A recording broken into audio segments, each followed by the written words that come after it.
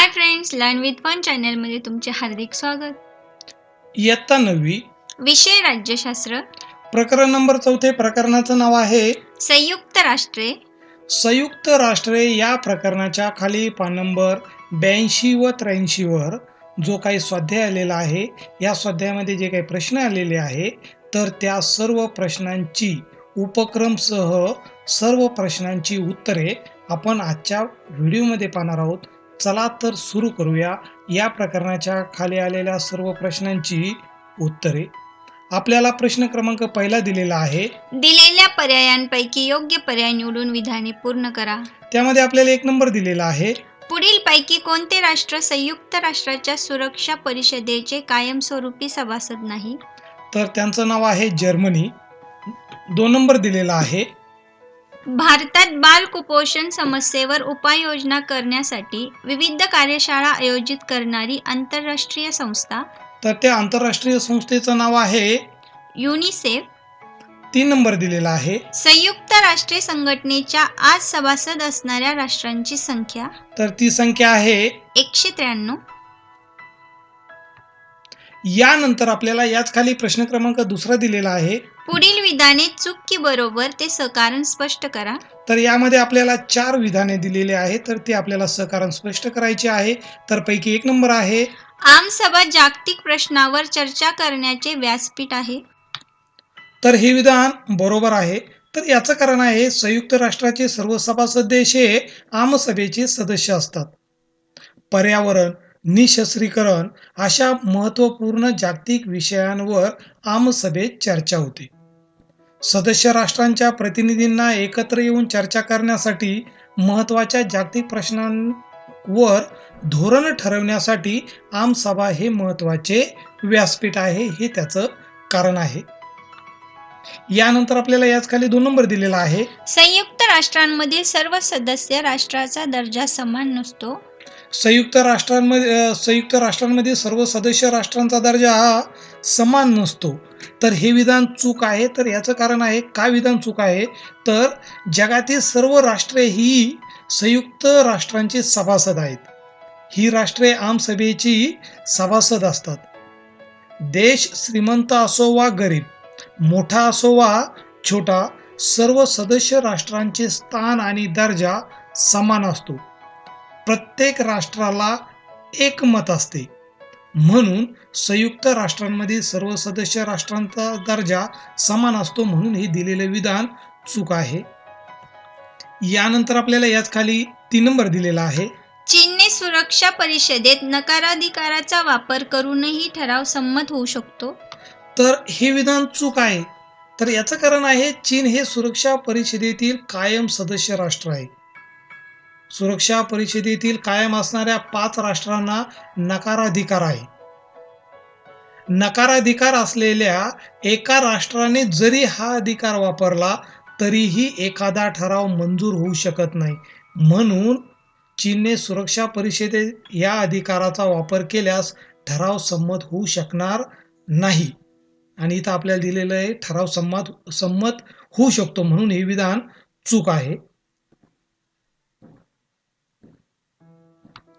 यानंतर आपल्याला याच खाली 4 नंबर दिलेला आहे. संयुक्त राष्ट्रांच्या कार्यात भारताने महत्त्वाची कामगिरी बजावली आहे.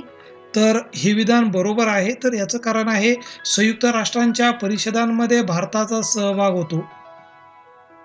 निर्वासितीकरण असेल, निःशस्त्रीकरण असेल, वंशभेद असे विविध प्रश्न भारतानं संयुक्त राष्ट्रांच्या व्यासपीठावर उपस्थित केले. भारताने आपलं सैन्य संयुक्त राष्ट्रांच्या शांती सेनेत पाठवले आहे. अशा रीतीने भारताने संयुक्त राष्ट्रांच्या कार्यात महत्त्वाची कामगिरी बजावली आहे. म्हणून हे विधान बरोबर आहे. यानंतर आपल्याला प्रश्न क्रमांक 3 दिलेला आहे. 3मध्ये पुढील संकल्पना स्पष्ट करा. पुढील संकल्पना स्पष्ट करण्यामध्ये आपल्याला 2 संकल्पना स्पष्ट करायच्या आहे. तर पैकी 1 नंबर आहे नकाराधिकार. तर नकाराधिकार. सुरक्षा परिषदेतील स्थायी राष्ट्रांना एखाद्या महत्त्वाच्या प्रश्नावर नकार देण्याचा अधिकार असतो. त्याला नकाराधिकार असे म्हणतात. एखाद्या प्रश्नावर सुरक्षा परिषदेत निर्णय घेण्यासाठी 5 कायम सदस्य व 4 अस्थायी सदस्य यांचा होकार असणे गरजेचे असते. कायम सदस्य राष्ट्रांपैकी जर एखाद्या सदस्याने जरी हा नकाराधिकार वापरून विरोधी मत दिले तरीही तो निर्णय अमान्य ठरतो. यानंतर आपल्याला याच खाली 2 नंबर दिलेला आहे. युनिसेफ आंतरराष्ट्रीय स्तरावर बालकांसाठी विकास निधी उभारण्यासाठी युनिसेफ ही संयुक्त राष्ट्रांची एक संलग्न संस्था आहे. लहान मुलांना सकस आहार व आरोग्य सेवा पुरविण्यासाठी युनिसेफ कार्य करते. सेवा पुरवण्यासाठी युनिसेफ कार्य करते. डबल वाक्य आलेले या ठिकाणी. युनिसेफच्या मदतीने भारतामध्ये बाल कुपोषणाच्या समस्येवर उपाययोजना करण्यासाठी विविध कार्यशाळा आयोजित करण्यात आल्या आहेत. युनिसेफचे मुख्य कार्यालय न्यूयॉर्क येथे आहे.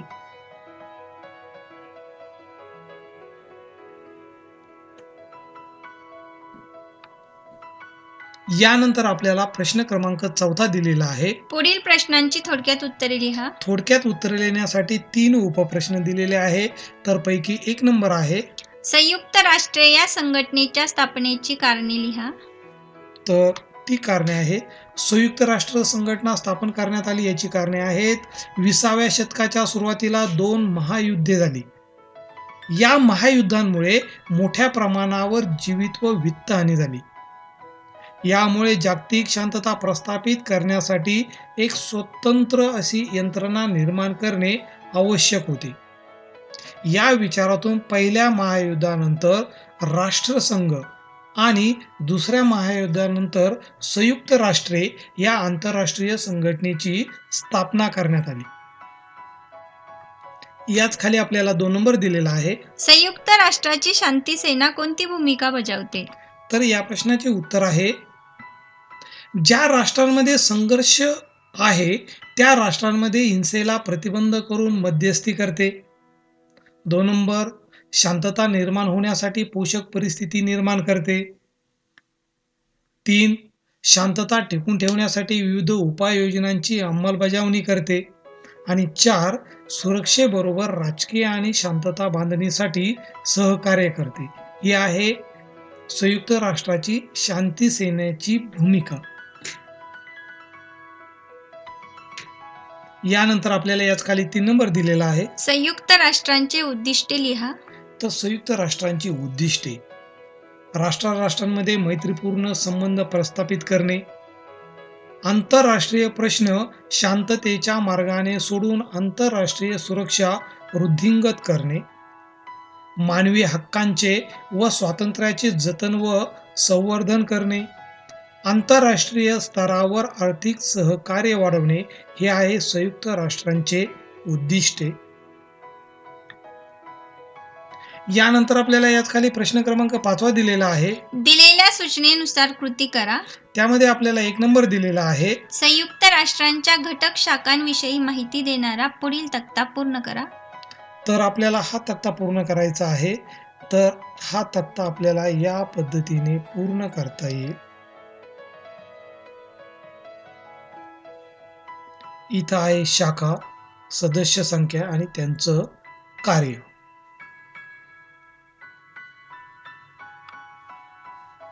यानंतर आपल्याला या 5 मध्येच 2 नंबर दिलेला आहे. संयुक्त राष्ट्रांच्या स्थापनेची कालक्रम पुढील कालरेषेवर दाखवा. तर संयुक्त राष्ट्रांच्या स्थापनेचा कालक्रम आपल्याला या रेषेवर दाखवायचा आहे. तर 1941 अटलांटिक करार, 1944 आंतरराष्ट्रीय संघटना स्थापन करण्यावर चर्चा करण्यात आली आणि 1945 संयुक्त राष्ट्र संघटनेची स्थापना झाली. यानंतर याच खाली आपल्याला 3 नंबर दिलेला आहे. संयुक्त राष्ट्रांच्या संदर्भातील पुढील वृक्ष तक्ता पूर्ण करा. तर आपल्याला संयुक्त राष्ट्राचे मुख्यालय, मुख्य घटक शाखा, संलग्न संस्था या वृक्ष तक्त्यामध्ये आपल्याला दाखवायच्या आहे. तर त्या आपल्याला या पद्धतीने दाखवता येतील. यानंतर आपल्याला सगळ्यात शेवटी उपक्रम दिलेला आहे. उपक्रम मध्ये आपल्याला 2 उपप्रश्न दिलेले आहेत. तर पैकी 1 नंबर आहे. संयुक्त राष्ट्रे बालकांच्या आणि महिलांच्या विकासासाठी कोणते उपक्रम राबवते? त्याची माहिती संकलित करा. तर ती माहिती आपल्याला उपक्रममध्ये या पद्धतीने देता येईल.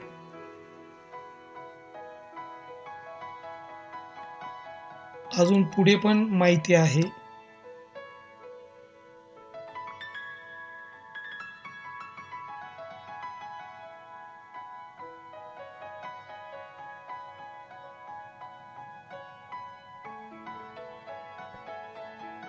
यानंतर आपल्याला यामध्ये दुसरा प्रश्न दिलेला आहे. जागतिक आरोग्य संघटनेबद्दल माहिती संग्रहित करा.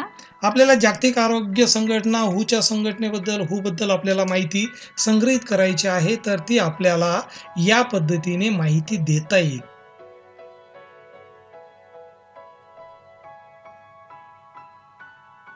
अजूनही पुढं माहिती आहे.